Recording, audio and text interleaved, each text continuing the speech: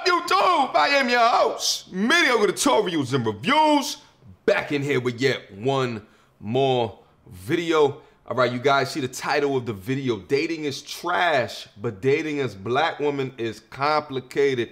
I got this request from a subscriber. The content creator is Nappy-Headed Jehovah. I am not familiar with her content or anything else that's related to her channel. So we're just gonna give you an in-the-moment reaction.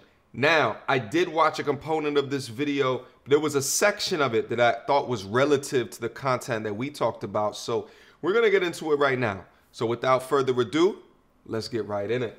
All right, let's get into this. This tea talk is by no means an exhaustive exploration of this issue, but here is why dating as a black woman is complicated trash. First off, if you do want to partner with a black man, we don't have an especially deep field. Unfortunately, we don't have the time today for me to get too deep into issues like the 13th Amendment, aka Slavery 2.0, or the fact that black men face the highest risk of being killed by use of police force, and this risk peaks between ages 20 to 35, which is incidentally when most people are trying to partner, as well as the issues of internalized racism and internalized anti-blackness. Once we're past the black men who have been rendered ineligible bachelors by being dead or in jail because there is truth to the cliche, we're then left to deal with the remaining eligible bachelors who often aren't even interested in black women. Just real quick, I wanted to touch on this topic of not being eligible because black men are in jail. And I feel like it's a trope that you hear time and time again. So I think it's what's important here is to take it to the data. All right, so listen, so the first place that I'm gonna go in order to try to figure this out is the Census Bureau website. As you guys can see, I'm on data.census.gov. Go straight to the source, okay? What I'm querying is sex by age, black or African American alone, not Hispanic or Latino. Now the total number in 2010 was 37 million. I've already filtered that out by male. So that's 17,955,000, okay?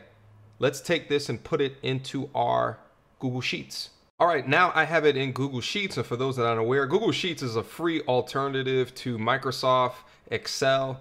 The reason why I use it is because it's free. Let's continue. All right, so now I brought in all of the data of black males by age. I think to make an accurate comparison, what we have to do is we have to take out all of the folks that are of non-incarceration age. Let's do that. All right, so now we have total age from 17 down to everybody. Now, I guess theoretically you can cut out all of these old people, but you know, old people be getting in too, so we're gonna keep them in. Now the total is 13,034,000. Let's bring that number up. Now, of the 13 million, how many of those are currently in prison? For that, we got to get some more data. All right, so my next stop is the NAACP website. Here it says in 2014, African Americans constituted 2.3 million, or 34% of the total 6.8 million correctional population. So here's our number of total African Americans incarcerated, 2.3 million. Let's bring that back into Sheets. All right, now that we have the total in the prison system, now we have to know how many of the prison system is men in comparison to women.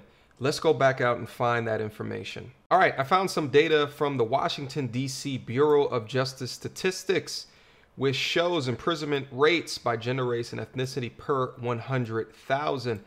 It says 2017 versus 2000, but we'll just take the numbers from 2017. Now, what's interesting here is that it shows that of black men, 2,336 were incarcerated versus 92 women. That represents men at about 95% incarceration rate as compared to women. Let's bring that 95% over. All right, so to figure this out, first thing I'm gonna do here is I'm gonna write calculations now that we have our inputs. And within the calculations, you gotta pull in the total that are in prison of African Americans and multiply that by the 95% in order to get black men in prison. It's about 2.1 million, almost 2.2 million. Now, in order to get the total percentage, that's going to be this number divided by this number. Now that total comes out to almost 17%. Or another way that you could look at that number is you could say, you know, what is that? Total available black men. And you can simply say this 13 million minus this 2.1 million. And that's about almost 11 million that's available. So what does this all mean? Well, I think what you have to do in order to compare this is to take data for black women and their age and the population, and then compare it. So I already went out to the Census Bureau and grabbed that data for you. So going down here, this total amount is 15 million or so. So I'll pull that back up. Of the 15,200,000 or so available black women, you also have to discount maybe the 5% of those that are in jail. That's the numbers. So it's 15 million of them, you know, from ages 16 through death, compared to almost the 11 million of us. Yeah, there's a 4 million person deficit, but I don't think it's as much as what people would initially thought kind of going into looking at the data like this. And of this 15, I'm not adjusting for men that don't choose women either through homosexuality or just going their own way. But at the same time that you have to reduce that number, I'm also not adjusting for men that do not meet the checklist of this 15 million. Let's call a spade a spade. Of that, how many of this number continues to fall because they don't make six figures, because they are not 6 foot tall, they are not six this, six that, six pack, or what have you. So I think this number significantly reduces, not only because of those that are available through incarceration, but also the checklist requirements that are put on this population. But it goes both ways. But let's move on. Once we're past the black men who have been rendered ineligible bachelors by being dead or in jail because there is truth to the cliche, we're then left to deal with the remaining eligible bachelors who often aren't even interested in black women, despite the fact that these men were almost definitely raised by their black-ass mama, their black-ass granny, their black-ass auntie, or their black-ass sister. Trust and believe this is a thing. Black men who are color-struck, or to use the more modern term, colorist, and only want to date lights. Just real quick, it seemed like she was trying to make a point about, you know, if you raised by black women, you should be attracted to black women. I don't really understand why that's even a point. That doesn't even make sense to me. You know, I think that, you know, irrespective of who's raised you, you can have your own preference. And then also too, being raised by all those women in the house, you may come out of that with a bad taste in your mouth because you see how women may treat men from that perspective. But it's all determined upon what you saw. If you grew up seeing fantastic family dynamics amongst black people, you will probably be more inclined to love black people. If you grew up around trash all around you and you saw the drama and the bullshit and the this and the that, you may come out with a not so great opinion about your own people. But I think on top of that, you can't judge someone else on their preference.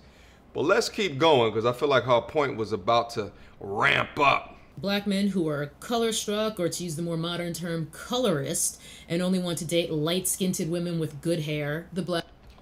Whoa, light-skinned women with good hair. I mean, that sounds like you're shaming people for a preference.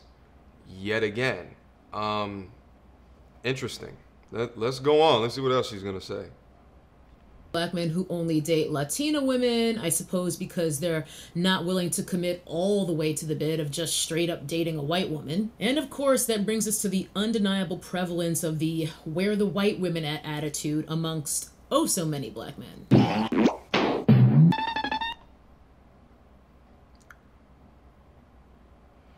Did she bring up Kim K in there? Kim K's not white. What is she doing? She don't even know what like a white. She's Armenian. or something like that. Yeah, she's not white. I don't, I'll keep it funky real here. I hear a lot of this from time to time, especially with black women that reach a certain point of like their education or their career, and they look to the left or the right of them and they see all of their options within black men, and they say, yeah, well, I look out and they're either dead in jail, right, or they're not dating people that look like me. And I see far too many black women that will shame black men for having a preference or growing up beyond what is in their general bounds and what's in their general vicinity. Now, there's a lot of black men that are suffering through the PTSD of black women around me. Now, let me also preface to say, black women are in fact my preference, but growing up around a culture of women that would shame me for not being black enough. Now, whether that be for my skin color, whether it be the things that interest me, such as video games or anime, because what they saw in me is not what they were seeing on MTV or BET. And that's a fact. That is a real thing. And as a dude who grew up in New York, like, I would see outwardly the way that dudes were portraying themselves, and then the ones that were portraying themselves that were getting the black women that you would want. And it wasn't the preppy black guy.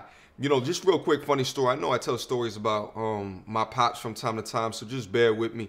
I'll never forget it. Like, growing up in New York around, the late 90s, early 2000s. I mean, this is the gangsta rap era. You see what I'm saying? Like, just Google some photos back in that time period, and you'll see how people were dressing. So, of course, being in that culture, I would try to dress like that as well. A component of that is I would look outwardly back when I was trapped in the matrix and not confident within myself and trying to find my identity of things that I would see out there, because I see the dudes on TV that would do that and they got the hip hop honeys next to them or what have you. I look out into the street and I would see kind of, those things, and, I would want to try to be that and do that. But getting back to the video, the way that she's summarizing kind of the state of the black man, I would say is a degree of unfair. I mean, we actually just took a look at the numbers of those that are actually in jail, so you can't really count those as much as that. But I feel like it's a bitter diatribe of why men choose to go a different way. And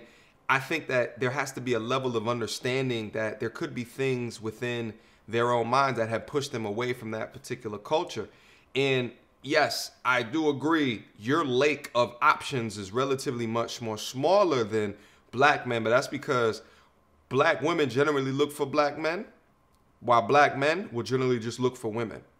I don't know if this preference, as so many of these men like to call it, is as pervasive with any other racial group. Deadass, whenever I see a black man who interests me, I have to ask myself, but does he even like black women though? I cannot express how bizarre it is that not only do I have to ask myself this about our own men, I have to ask it all the time. I did a live recently where I told y'all that for me, it's like gaydar, except for black men who only date white or otherwise non-black women. And at this point, my Becky-dar is calibrated. I rarely miss. The other extreme on this spectrum are, of course, the hoteps, and that too, it's a no for me, dog. This would not be a get ready with me if I... All right, just real quick. Here's how I wanted to conclude. I do have friends that's in my circle that are just like, yeah, they're never going to marry a black woman for a variety of reasons. They're going strictly outside of black women. And when I look to their personality types, they're the types that were pooped on early on in life by black women because they were called corny for whatever the interest that they were interested in.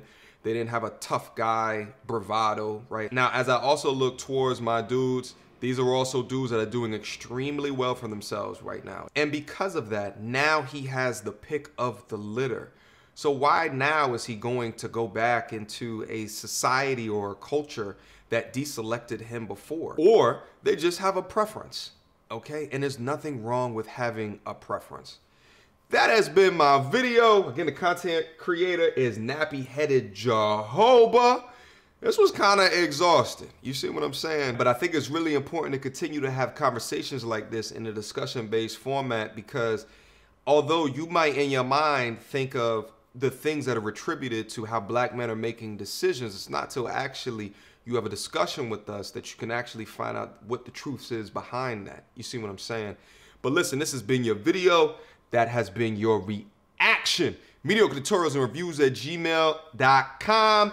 Keep on sending the videos through. The real good ones like this one, I'm going to continue to react on in my time. Also, to get guaranteed reactions, feel free to sign up to the Patreon, patreon.com/MTNR. Links are down in the description below. Final thought, black men, don't let them shame you into a preference. Do whatever you want to do that makes you happy. All right? Until next time, YouTube.